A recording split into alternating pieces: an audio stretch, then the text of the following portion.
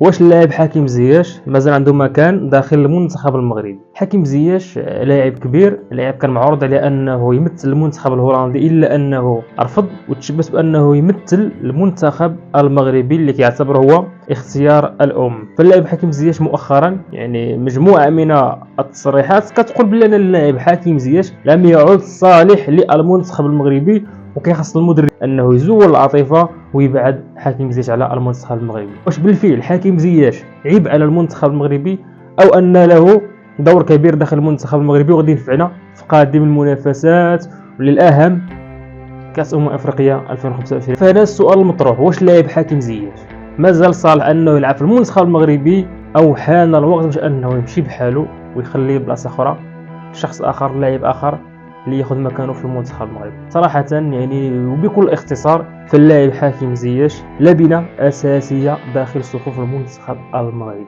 لا يمكن للمنتخب المغربي ان يستغني عن اللاعب حكيم زياش. حكيم زياش صراحه قطعه اساسيه وجوهره داخل المنتخب المغربي. يعني رغم ان الكثير من يقول ان المدرب والد الركراكي يستخدم العاطفه وينادي على حكيم زياش، يعني وحكيم زياش لا يقدم اي اضافه للمنتخب المغربي، الا ان اللاعب دائما ما يبرهن على ارضيه الميدان ويقول بانه حاضر مع المنتخب المغربي ويقدم الاضافه المهمه لصالح المنتخب المغربي. كنا شفنا المباريات الاخيره للمنتخب المغربي والدور ديال اللاعب حكيم زياش داخل المنتخب المغربي. وباش نكونوا واقعيين نقدروا نطرحوا واحد السؤال اللي هو مهم في اللاعبين المغاربه: شكون في اللاعبين المغاربه حاليا اللي كاين في المنتخب المغربي كيقدر لانه يقدم لنا تمريرات حاسمه؟ فنقدروا نجاوب بكل اختصار ان اللاعب حكيم زياش صراحه ما كاينش بحاله في المنتخب المغربي من ناحيه التمريرات الساحره دائما ما تاتي من اللاعب حكيم زياش، وتمريرات الاهداف دائما ما تاتي من قدم اللاعب حكيم زياش. يعني اللاعب حكيم زياش لديه تمريرات حاسمه، حتى انه يقدر انه يوصل الكره للاعب المهاجم بواحد الدقه اللي صراحه يعني تبارك الله عليه.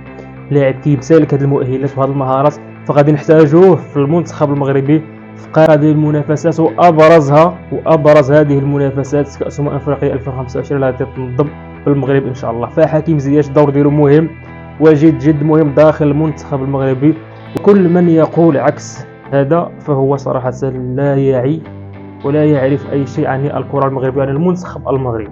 وهناك من يقول بأنه يجب علينا أن نستغني عن اللاعب حكيم زياش ونعوضه باللاعب إلياس أخو. صراحة هذه مسألة غير منطقية، لأنه لا يمكن أن نستغني عن اللاعب مثل حكيم زياش. راكم مجموعة من المباريات واكتسب تجربة وخبرة مع المنتخب المغربي، ولعب مجموعة من المباريات المهمة والقوية مع المنتخب المغربي واكتسب تجربة، ونعوض بواحد اللاعب اللي مازال جديد اللي هو اللاعب الياس اخوماش. ومع احتراماتي للاعب الياس اخوماش، فاللاعب الياس اخوماش يعني كيمتلك يعني مهارة، كيمتلك واحد الموهبة وقادر هو يقدم اضافة للمنتخب المغربي، الا انه حاليا اللاعب حكيم زياش هو اللاعب رقم واحد في الجهة اليمنى للمنتخب المغربي. واللاعب الياس اخوماش فيبقى لاعب احتياط للاعب حكيم زياش بالرغم من المهارات التي يمتلكها اللاعب الياس اخوماش، الا انه يبقى كاحتياط للاعب حكيم زياش. فالمنتخب المغربي ان شاء الله يعني مقبل على بطوله كاس افريقيا اللي تنظم بالتراب الوطني، فحنا كجماهير مغربيه وعاشقه للمنتخب المغربي ما غادي نتمنوا غير الخير للمنتخب المغربي،